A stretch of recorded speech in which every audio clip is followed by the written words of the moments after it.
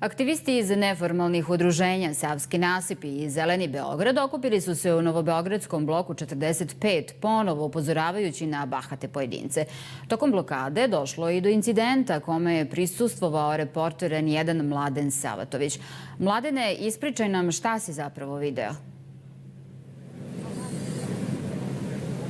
Hajde, Vanja, samo pre nego što ispričam šta se desilo ranije danas u toku dana, da se evo pomerim iz kadra, samo kratko da vidiš, ovo je dakle jedna situacija koja se ponavlja tokom celog dana. Dakle, jedan od vozača koji je došao iz pravca nasipa, to jest iz njegovog Forlanda i tamo gde se nalaze vikendice koje su nelegalno izgrađene, pokušava upravo da prođe i da se spusti prema Novom Beogradu, to jest prema gradu. Međutim, učesnici današnje blokade ga ovde stopiraju, blokiraju, ne dozvoljavaju mu da prođe. Tu su i pripadnici MUP-a u civilu koji pokušavaju da mu objasne da ne može da prođe preko građana i da ih na neki način da ih zaštite. Dakle, pokušavaju da mu objasne da ne može da prođe i da će na taj način, ukoliko bude insistirao, da povredi one koji učestvuju u blokadi. A danas šta se dogodilo? Pa nekih sat vremena nakon što je blokada počela, dolazili su vozači automobilima, pokušavali su da nađu alternativne puteve, negodovali su, verbalno su se, svađali su se sa učesnicima blokade. Neki su preko ove jedne livade koja se ovde nalazi pokušavali da zaobiđu tu blokadu, međutim na tome se sve završavalo. A onda je nakon toga jedna mlađa vozačica Seata zaletela se prema masi, prema okupljenima, zaustavila se ispred njih, izašla iz vozila i počela sa njima da se svađa. Pokušavala je da objasni kako ona ima nekakvu proslavu i da ona mora da prođe, da gosti joj dolaze. Međutim, onda su počeli okupljeni da joj viču da se skloni sa Savskog nasipa i jedna od aktivistkinja polila ju je bočicom vode i nas sve okupljene koji smo tu bili. Međutim, ta devojka vozačica Seata potom je zaobišla vozilo i počela da tuče aktivistkinju koja ju je polila vodom. Ta aktivistkinja je povređena, počela je krv da joj curi, međutim reč je o relativno lakšim telesnim povredama. Ja predlažem da pogledamo u nastavku kako je to sve zapravo izgledalo.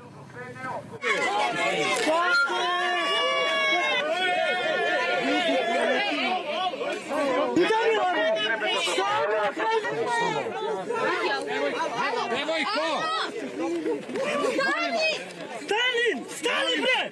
Novina, stani! Mladene, da čujemo sada zbog čega su se zapravo građani i aktivisti danas okupili?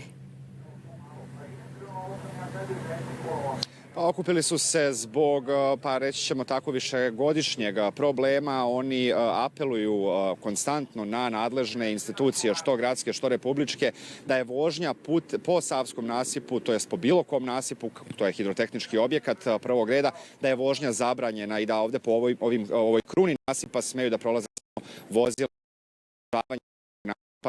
biciklisti i pešaci. Međutim, na to se oglušavaju godinama što vlasnici nelegalnih vikendica koji su ih izgradili u Forlandu, što i institucije. Dakle, oni uporno zovu inspekciju, uporno zovu republičke i gradske nadležne službe, vodnu inspekciju, šumsku inspekciju, sve redom. Međutim, odgovora nema i zbog toga su se, evo, ponovo danas po ko zna koji put okupili ovde na nasipu. Ja sam razgovarao sa nekima od njih, ali i sa aktivistima koji su došli da im pruže podršku. Pa evo, predlažem da poslušamo šta su to građani danas rekli. Mi ovaj problem imamo godinama, ali eto, ajde bar nekada izađemo da ukažemo na njega malo više. Došli smo da im objasnimo da to nije njihovo igralište, već naše igralište, dakle, svih građana ovoga grada. Kako gledate na to što, eto, kažete i sami godinama ovo traje, a nema reakcije? Pa gledam na to da ima toliko problema u ovoj našoj državi da ljudi jednostavno, ajde, kao nije to toliko važno. Ali kad se desi nešto kao što se sve desilo u Grčkoj, onda će bude prilično važno. Mene najviše nerviraju ti splavovi. Na šta liči ta prljavština? Splav do splava. Ko je dozvolio da bude splav do splava? Ja sam došao iz Čačka. I došli ste, prevalili ste put? Prevalio sam ovaj put. Došao sam da podržim sirotinju koja se bori protiv zlonamernih, koji žele sve da prisvoje sebi. Mislim da narod je hipnotisan i uspavan, da još uvek nije svestan šta nam se sve sprema, pogotovo sa ovim zakonom o prostornom planiranju i izgradnji. Tako da, eto, ljudi koji su bliski vlasti, kriminalci, strani investitori, kada im se svidi neka lokacija, dobiju to bukvalno za dž i proglase od javnog interesa i onda mogu da rade tu šta hoće, bez obzira da li je to ovaj kej, nasip, da li je to nečija njiva, kuća, znači nije uopšte bitno, bitno je da se to njima svidi.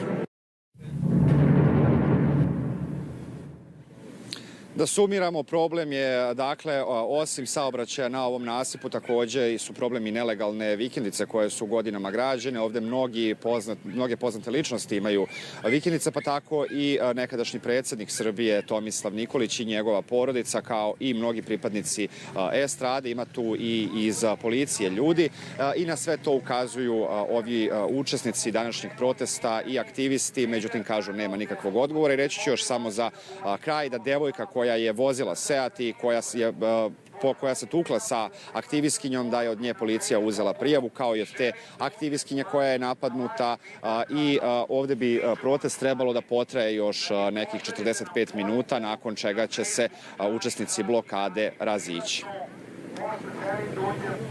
Protest na Savskom nasipu i blokadu prolazaka prati Mladen Savatović.